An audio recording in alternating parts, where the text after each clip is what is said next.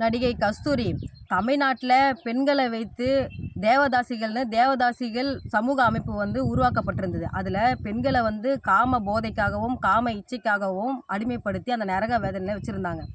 பெண்களுடைய சமூக நீதிக்காகவும் பெண்களுடைய முன்னேற்றத்திற்காகவும் பெண்களுடைய சுதந்திரத்திற்காகவும் பெண்களுடைய உரிமைக்காகவும் பெண்களுடைய பிரதிநிதித்துவத்துக்காகவும் சமூக நீதிகளை விரும்புகின்ற திராவிட இயக்கம் வந்து அந்த தேவதாசிகள் ஒழிப்பு முறை சட்டத்தை வந்து அமலுக்கு கொண்டு வரணும்னு தேவதாசிகளுடைய நிலம் அந்த மானியம் தேவதாசிகள் முறை ஒழிப்பு சட்டத்தை வந்து அமலுக்கு கொண்டு வந்தாங்க. அந்த தேவதாசிகள் முறை ஒழிப்பு சட்டத்தை அமலுக்கு கொண்டு வந்தவொடனே அதில் வாழ்ந்திருந்த அந்த தேவதாசிகள் எல்லாருமே வந்து நம்மளுக்காக அந்த ஒரு அமலுக்கு கொண்டு வந்திருக்காங்க சட்டத்தை அப்படின்னு அதுலேருந்து மீண்டு வெளியே வந்து கல்வி அறிவு பெற்று இன்றைக்கி ஒவ்வொரு பதியில் பெரிய பெரிய அந்தஸ்தில் இருந்து இன்றைக்கி வாழ்ந்துட்டு இருக்காங்க.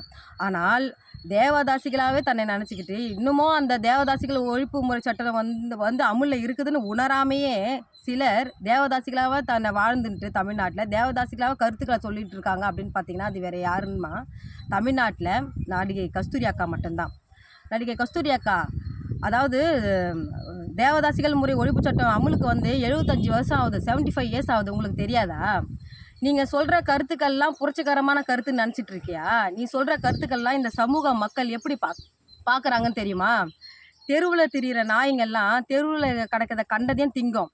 அதுலேயும் அந்த நாய்க்கு ஒவ்வாத அந்த நாய்க்கு பிடிக்காத சில உணவுகளை வந்து அதுக்கே அறியாமல் தின்னுட்டு அந்த நாய் போய் கக்கும்.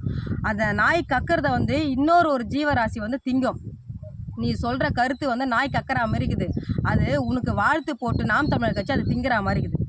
தமிழ்நாடே நீ சொல்கிற கருத்தை உனக்கு காரி துப்புது. ஆனால் தமிழ்நாட்டிலே உனக்கு வாழ்த்து போகிற ஒரே கட்சி யாருன்னு பார்த்தீங்கன்னா நாம் தமிழர் கட்சி தான். போராட்டம் அறிவித்தோம் வந்து பண்ணலை அப்படின்னு கேட்குறீங்க. போராட்டம் அறிவிச்சிருக்கிறேன், வெயிட் அண்ட் சீ, வருவேன். செய்திகளை உடனுக்குடன் தெரிந்து கொள்ள உடனே சப்ஸ்கிரைப் பண்ணுங்க.